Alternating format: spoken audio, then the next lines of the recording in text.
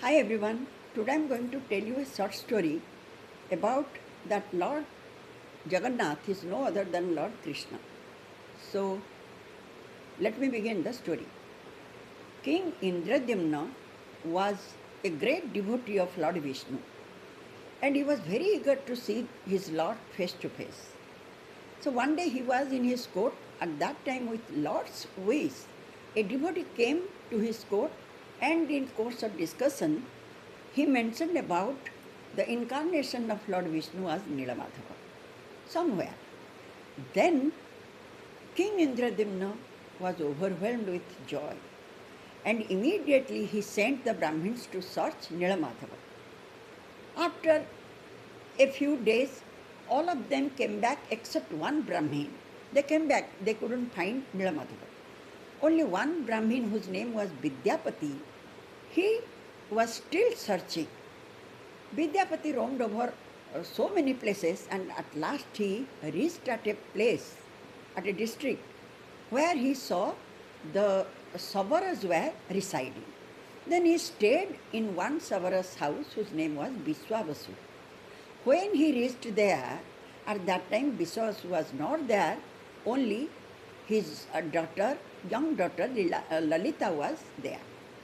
Somehow Lalita showed him the maximum hospitality, and when the next day Vishwabasu came back, he saw the Brahmin and asked his daughter to serve him as much as she could, as he was a Brahmin. They showed respect to them. Anyways, now Vidyapati was surprised to see some peculiarity, like Vishwabasu every day night he was going out and next day he was coming with his body giving some beautiful smell like the sandalwood, musk and some other fragrance.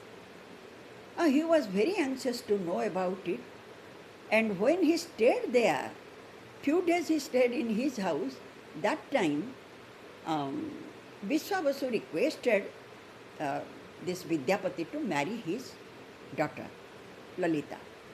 And he agreed and he married her. Now, every day when this thing occurred that Vishwabasu was going out and next at night and he was coming next day noon, he was very eager to know and he asked his wife Lalita about this.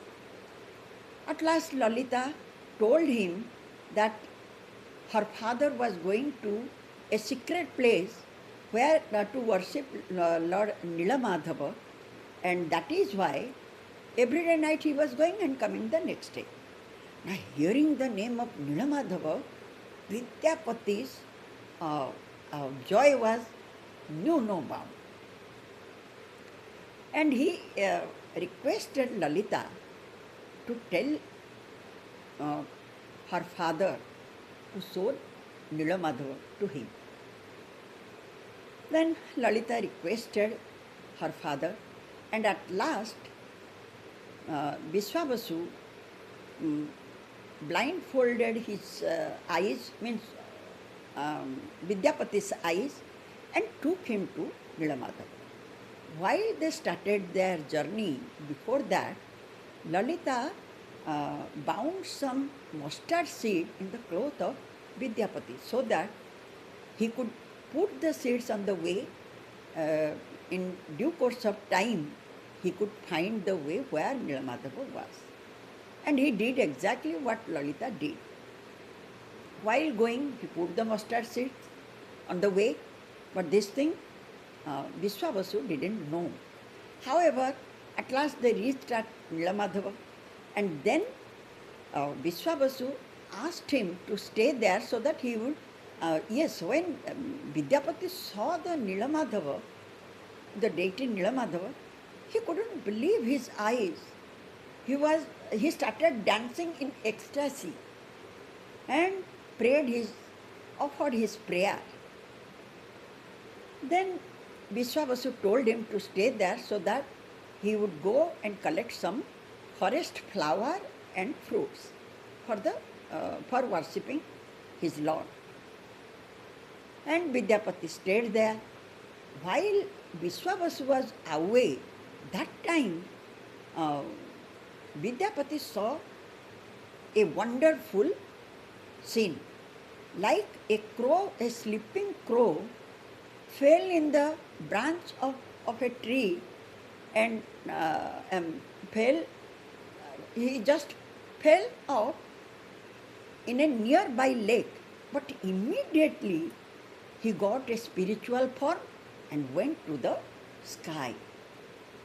Then Vidyapati was so surprised, he thought that the crow fell off and immediately got the spiritual form. So let me climb up and jump into the lake. So he also climbed up the tree. That time a voice came from the sky, ki, "Oh Vidyapati, you are the only person who have been seen this Lord. So you have to inform King Indradyumna and don't do this." So immediately Vidyapati got down from the tree. Now Vishwavasu came with the flowers and the fruits, and he offered his prayer to Nilamadhava. That time a voice he heard that, "Oh Vishwavasu, till today I have accepted your offer of fruits and roots, whatever you had given. Now I wish to take some offer royal offer from King Indradyumna." When he heard this, he was very much puzzled and he thought that I shall be cheated. So immediately he bound Vidyapati in his house and didn't let him go. After so many days, after a few days, his daughter requested her father to free him, and thus at last Vishwavasu freed the Brahmin Vidyapati. And Vidyapati immediately went to King Indradyumna and informed about this. King Indradyumna was so happy that he just forgot instantly what to do. But however, he then came with his soldiers and Vidyapati to see Nilamadhava. But when they came, after a few days of course, when they came, the path was already, he just put the mustard seed on the way. They grew up as mustard plant, and looking at that plant, they could easily reach at Nilamadhava. But when they reached there, they couldn't see Nilamadhava. He was not there. Then the king became very sad and he thought that I should end my life. What for I will live anymore if I can't see my Lord? So he spread the pusa grass and lied down there. At night, a dream came to him, ki, "Oh Indradyumna, you go and construct one temple in Nilagiri, on the mountain Nilagiri, and there I will manifest as Daru-Brahma. Go and do it." Then King Indradyumna, again from next day, he just started the construction of the temple. He first made a road to Nilagiri mountain, and then he constructed the temple. But he wished that Lord Brahma should come and consecrate the temple. So he went to Lord Brahma and requested him, but when he went there, it took a lot of time. By that time, the temple he already constructed, but he wished the presence of Lord Brahma. But as he stayed there a long time, and the temple was just near the sea, gradually the temple was covered by the sands. And in his absence, that he was absent for a long days, so in his absence already Saurabha and Golamadhava, they already uh, became the king. Golamadhava tried his best to uncover the temple, and then he claimed that he had constructed the temple. But when King Indradyumna came back, he saw that Golamadhava was saying that he had constructed the temple. But there was a tree, banyan tree, where a Kakabhusanda was living and reciting the name of Lord Rama continuously. He was the eyewitness of the construction of this temple. And Lord Brahma said, O king, it is Lord's wish. He will manifest himself. I have no power to install the Lord in his Sri Kshetra. He would manifest himself. So don't worry. And now the Kakabhusanda, Bhusunda crow, he said that this was constructed by Indradyumna. Golamadhava only uncovered the temple. That's it. So since Golamadhava tried to conceal the truth, Lord Brahma asked him to live outside of the Sri Kshetra temple near the Indradyumna Sarovara. However, now Lord King Indradyumna waited for the Daru-Brahma for a long time, means he waited for Lord Vishnu to come and to be manifested. But for a long time he couldn't get him, so he was desperately he waited, and then he thought that maybe there is no use of my living anymore because God is not coming, not showing himself. So he spread kusa grass, and without any food he started fasting. Once again Lord came to his dream and said, O Indradyumna, why you are so anxious? Now look, I will come floating in from the sea, and you take that in a form of wood, and that you take it, and I will be there in that as a Daru-Brahma. And you will see all my signs, Sankha, Chakra, Gada, Padma. Now, King Indradyumna once again, the next day morning, with his soldiers, he went to see, yes, Lord also mentioned that he would reach at Banki Muhana. So, King Indradyumna immediately went near the sea to see whether it is true or not, and he saw a big wood where all these four signs are there, means conch and mace and lotus and this. He became very happy.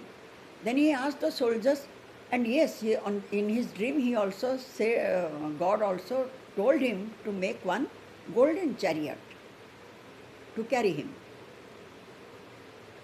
Then when King Indradyumna tried to pull the log, the wood, that time soldiers tried, they couldn't do it. They couldn't even budge it. Even he used the elephants to pull it. None of them could do anything. Then once again from the sky, a voice came, O king, go and ask Vishwakarma to hold the wood in one side and Vidyapati on other side. He was my devotee. Thus, immediately Vishwakarma and Vidyapati were called, and when they touched it, easily the wood could be pulled out from the water. Then it was kept in the chariot.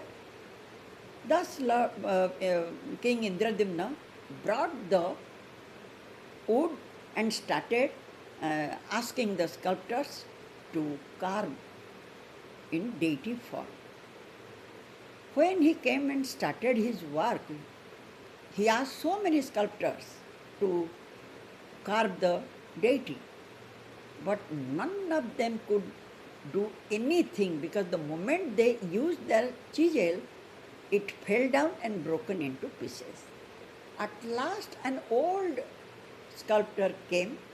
He said that old Brahmin came and he agreed to form the, and he said his name as Ananta Maharana. But he put some condition. He said, ki, O king, when I will carve the deity, that time you will not open it for 21 days. And I will be closed inside the door. None of you will open the door and do not disturb me. I do not want any food or any water. Thus he said, and he closed himself inside the temple. He started his carving, but after 14 days, when the king couldn't hear any sound, even the guards, they couldn't hear any sound. They were very much puzzled. And with the request of his queen that opened the door, maybe without food and water, that old man might have died. But Indradyumna's minister repeatedly told him not to open the door as per the instruction of the Brahmin, means the Maharana, Ananta Maharana. But the king was too much worried and he opened the door after 14 days. When he opened it, he couldn't believe his eyes. 3 deities were installed on the altar, Lord Jagannatha, Balabhadra and Subhadra, and unfinished. They didn't have their limbs or toes. Then he felt as if he was the most sinful man and the greatest offender. So he thought that the Ananta Maharana told me not to open the door and I disobeyed. Because of this only, God has showed himself in a unfinished form. He became very sad, and then once again he spread the kusha grass, and with fasting he lied down there to end his life. So then Lord said, ki, O Indradyumna, now this is the form I want to get worshipped by my devotees. I wish this thing, so don't worry for my half-finished work of the sculptor. And some Purana says that Ananta Maharana was no other than Vishwakarma himself. Some other says that God himself came as the Ananta Maharana. Anyway, however, thus Lord Jagannatha, Balabhadra, Subhadra, from that day onwards, installed in Sri Kshetra, Puri temple, and he was no other than the Lord of this universe. Krishna's heart was inside the deity, Lord Jagannatha.